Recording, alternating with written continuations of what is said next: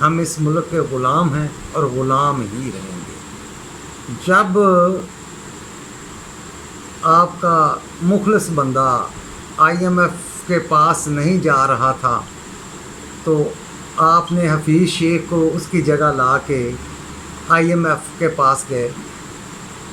صرف اور صرف قرضے لینے کھانے کا طریقہ کار کا نظام ہے جمہوریت۔ ان پڑھ لوگوں کے اندر جمہوریت ہو سکتی ہے جنہیں اپنے رائٹس کا نہیں پتہ۔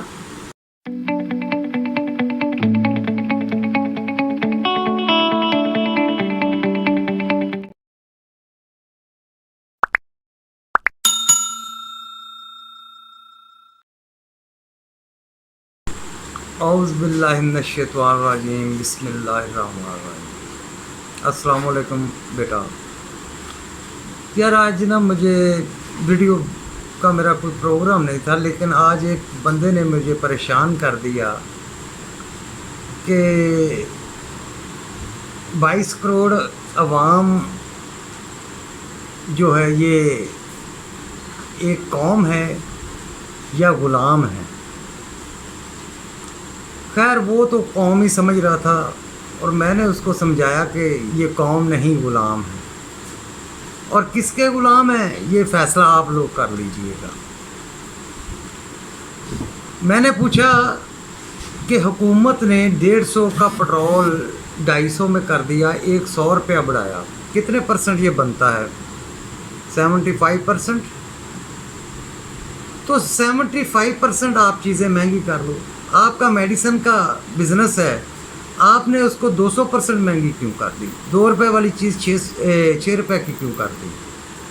کیونکہ آپ کو بہانا چاہیے بے ایمانی کا۔ غلام ہمیشہ غلام رہتے ہیں، غلام مالک نہیں بنتے۔ ہم اس ملک کے غلام ہیں اور غلام ہی رہیں گے۔ نواز شریف کے غلام، زرداری صاحب کے غلام، زیادہ ٹائم تو خیر حکومت انہوں نے کی ہے۔ عمران خان صاحب کے غلام، خیبر پختونخوا والے تو خیر 8-9 سال سے غلامی کر رہے ہیں، اور پاکستان نے 3.25 سال غلامی ان کی کی۔ کسی آرمی والے نے کہا تھا کہ خان صاحب عثمان بزدار کو وزیر اعلیٰ لگا دو، فرح گوگی کو اتنی ایکسیس دو، علیم خان کا سہارا لو، پھر چھوڑ دو۔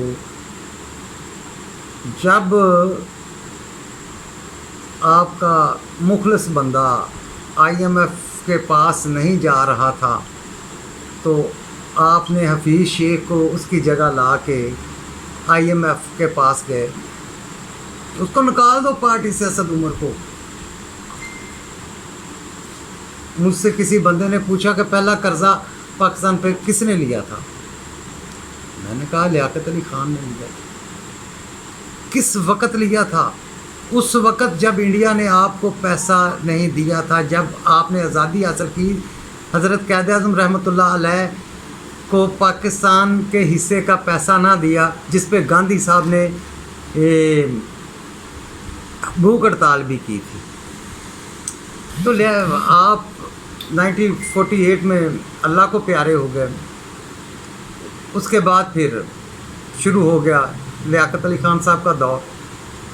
ہمیں قرضہ دیا گیا امریکہ کی جانب سے، جب رشیا نے آپ کو انوائٹ کیا تھا اس وقت، اس سے پہلے نہیں۔ کبھی آسمانوں سے ڈالر اتر آئے، اور اتنے ڈالر اتر آئے کہ ہم 2 سے 3 گنا زیادہ ڈالر امریکہ کو دے دیں کہ یہ لیں اپنا قرضہ واپس لے لیں۔ کبھی بھی میرے سیاستدان قرضہ واپس نہیں دیں گے۔ اس کی ریزن کیا ہے کہ اگر یہ قرضہ واپس ہو گیا تو یہ غلام نہیں رہے گی قوم۔ زیادہ سے زیادہ قرضے لو، اس 22 کروڑ عوام کو غلام بناؤ، یہی پالیسی ہر دور کی رہی، ہر ٹائم کی رہی۔ چاہے کوئی آرمی کا دور گزرا، چاہے کوئی جمہوریت تو میرے غلاموں میں جمہوریت نہیں ہوتی۔ جمہوریت پڑھے لکھے لوگوں کا نظام تھا، ان پڑھوں اور جاہلوں کا نہیں۔ میں نے پوچھا بتاؤ کوئی جرنل دھوپ کے اندر गर्मी में खड़ा होकर लाइन में वोट डालने जाता है? जनरल साहब के घर पूरा पोलिंग स्टेशन बना दो तब भी जनरल साहब वोट डालने नहीं जाएंगे, कोई ब्रिगेडियर वोट डालने नहीं जाएगा, कोई डीसी, कोई एससी, कोई पढ़ा लिखा तबका वोट उनके घर आप पोलिंग स्टेशन बना दो तब भी वो कहते हैं कि किन को डालें, ज़रूरत नहीं। वो समझते क्या है इस निज़ाम को? क्योंकि जिस मुल्क की 75% आबादी अनपढ़ हो और जिनको ये पता हो कि तुम्हारी बहन को सुबह साईं उठा के ले गया है तो वो कहेगा वोट साईं का ही है, तुम्हारी बेटी को साईं ने गालियाँ दी हैं वो कहेगा जिस वोट साईं का ही है, चौधरी का ही है, MNA का है, बदमाश का है। कोई गैरत नहीं, कोई इज़्ज़त नहीं, कोई निज़ाम नहीं, सिर्फ़ और सिर्फ कर्ज़े लेने खाने का तरीक़ाकार का निज़ाम है जमहूरियत। अनपढ़ लोगों के अंदर जमहूरियत हो सकती है जिन्हें अपने राइट्स का नहीं पता, जिन्हें अपने हकूक़ का पता ही नहीं है, उन लोगों को क्या पता कि IMF क्या कहता है। ये कर्ज़े माजे साजे नाजे ने तो नहीं लिए हुए ना, या किसी रेडी वाले ने लिए हैं, या रेडी वाले के कहने पे अमेरिका कर्ज़ा देता है या मतलब कोई बैंक कर्ज़ा देता है। ये सारे कर्ज़े उन लोगों ने लिए जिन्होंने इस कौम को 22 करोड़ कौम को ग़ुलाम बनाया हुआ है।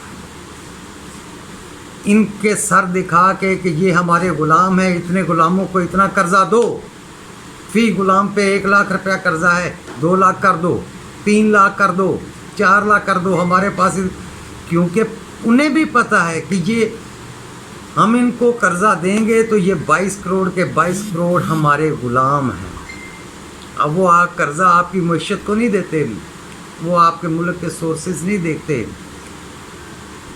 फिर भी हमारा पेट नहीं भरा। 22 करोड़ के 22 करोड़ पैदा होने वाले हर बच्चे को बेच कर भी हमारे किसी निज़ाम का पेट नहीं भरा, किसी सोच का पेट नहीं भरा, किसी दिमाग में ये बात नहीं आई कि चलो वो तो ताजर लोग हैं वो तो जुल्म करेंगे ही, या बड़े बड़े जो इंडस्ट्रियल लोग हैं वो तो जुल्म करेंगे ही। यहाँ गरीब पे जुल्म करता है। मैंने देखा कि रिक्शे के ड्राइवर ने 30 रुपये किराया था तो किराया उसने 70 रुपये कर दिया, 80 रुपये कर दिया। जी पेट्रोल बहुत महंगा हो गया, दूध वाले ने दूध के पैसे बढ़ा दिए। अब पूछो कि यार कैसे बढ़े? डबल रोटी के पैसे बढ़ गए, आटे के बढ़ गए, घी के बढ़ गए। चलो उस हद तक बढ़ाओ जहाँ तक इतना एहसास रखो कि कोई ख़रीद सके इसको। मेडिसन तो हम वहाँ पे ले गए कि गरीब ख़रीद ही ना सके,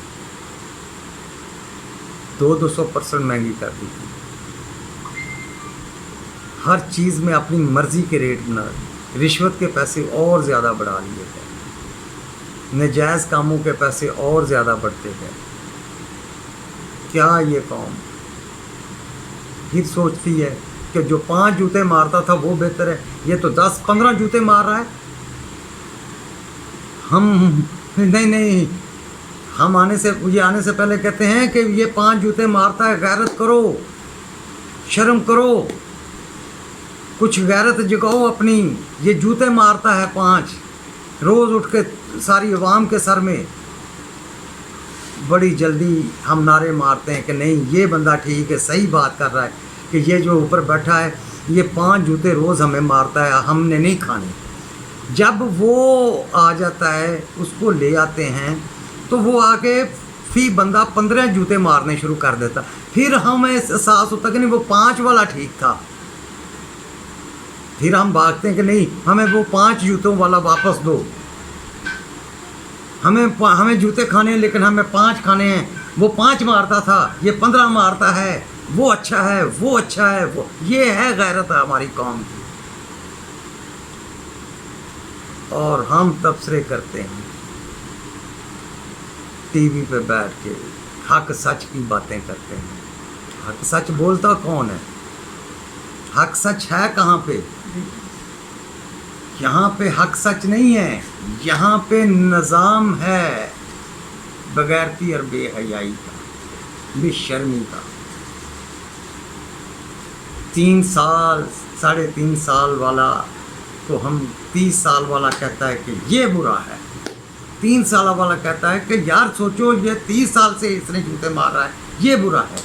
وہ کہتا ہے میں نے تو ابھی 3.25 سال جوتے مارے ہیں، میں کیسے برا ہو گیا؟ 30 سال مجھ سے جوتے کھائی یہ قوم، پھر میں بتاؤں گا۔ لیکن خان صاحب اگر 15 سال سندھ میں جوتے زرداری صاحب مار رہے ہیں تو 9 سال تو آپ کو بھی KPK میں بھی ہو گئے ہیں جوتے مارتے ہوئے۔ کسی نے سر اٹھایا آج تک آپ کے آگے؟ اور نہ کوئی اٹھائے گا۔ اس قوم کو جب شعور آئے گا، کب آئے گا؟ جب اس کی 99% آبادی پڑھی لکھی ہوگی۔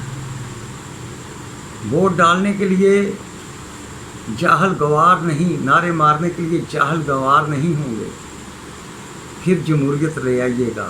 ابھی جمہوریت کی ضرورت نہیں ہے یہاں پہ، ابھی تو صرف جوتوں کی ضرورت ہے، چاہے ہم عدالتوں میں کھڑے ہو کے کھائیں، چاہے ہم گلی میں کھڑے ہو کے کھا لیں۔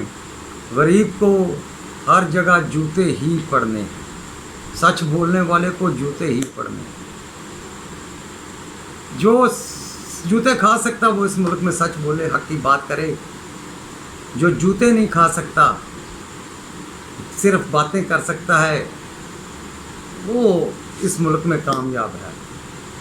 جوتے کھانے والے ابھی اور لوگ ہیں، کبھی آئے تو ان کے نعرے ضرور ماریں گے۔ خدا حافظ بیٹا، آج کی میری یہی ویڈیو تھی، آپ کے لیے پیغام تھا۔ اگر سمجھ آئے تو مجھے بتا دیجیے گا کہ میں غلط ہوں، شاید میں غلط ہوں، اللہ کرے کہ میں غلط ہوں۔